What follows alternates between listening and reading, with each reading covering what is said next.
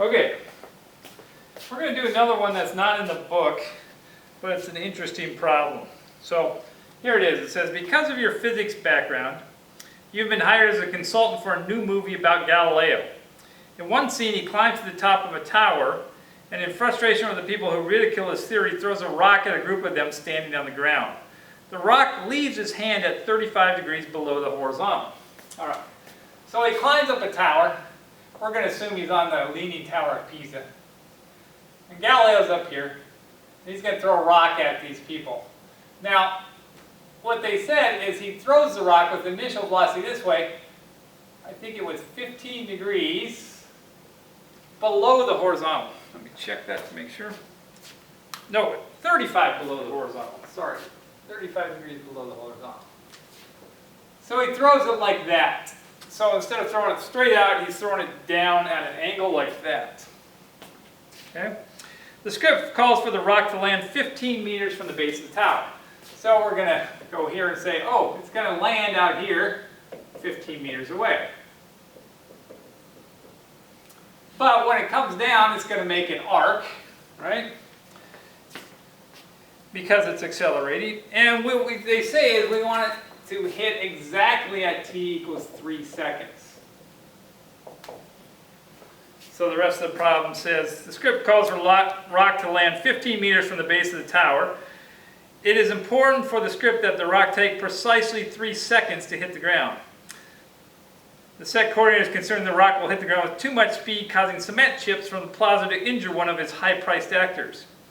So what we want to find is what is its speed when it hits the ground.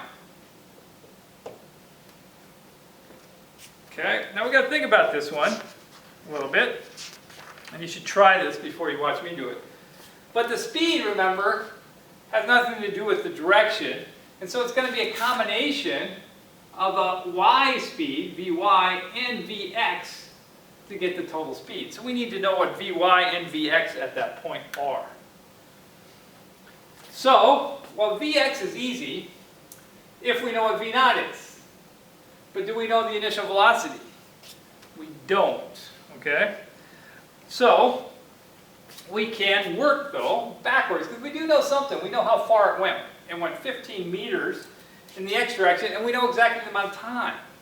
So let's go back to this x equation here.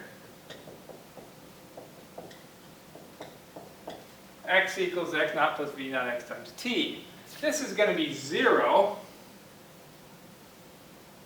This is going to be 15. So we're going to say that this is 15 is equal to v naught x times the time of 3 seconds. Or we can say that v naught x is just 15 divided by 3, or 5 meters per second. Now, you have to realize here, that is 5 meters per second in the x direction. So we got to do this in components here. V naught x is equal to 5 meters per second. But the good thing about the x direction is v naught x is equal to vx, right? From here. So we already got the x component down here. We just have to figure out the y component. But we have to figure out what v naught y is. Remember, this is our diagram on this one. V naught's like this. This is v naught x up here. V naught y is going to be downward. And this is 35 degrees. So there are several ways to do it. We have this component, we have an angle. From trig, we can get all the rest of the whole rest of that right triangle. So what we want to do is, I'm going to use tangent. So the tangent of 35 degrees is going to be equal to v naught y over v naught x. Right? 35 degrees is opposite over adjacent. Or we can say that v naught y is going to be equal to v naught x times the tangent of 35. Well, that's very easy because v naught x is 5, so that's just 5 tangent of 35.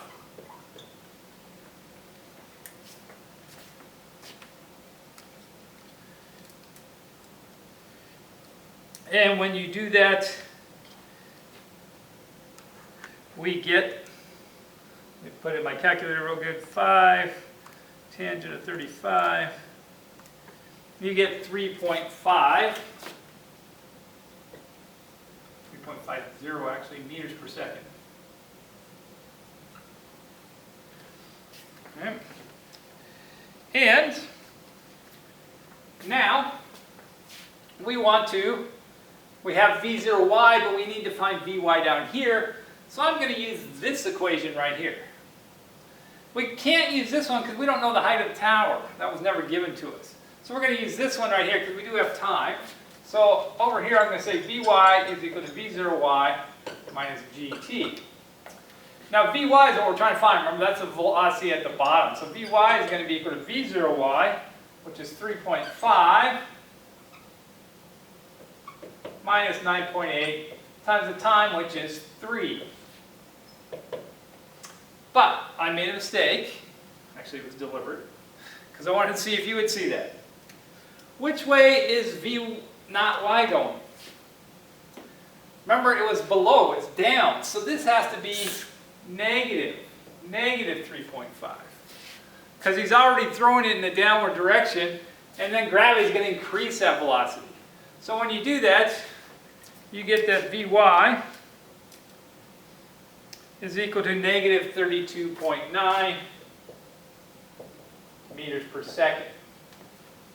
But that's not what they asked for. They asked for the total speed, which would be the velocity, which is the combination of the two components. So it would be the x direction, which we already figured out right here, 5 squared plus 32.9 squared. Take the square root of all that, and you get that the speed is 33 meters per second.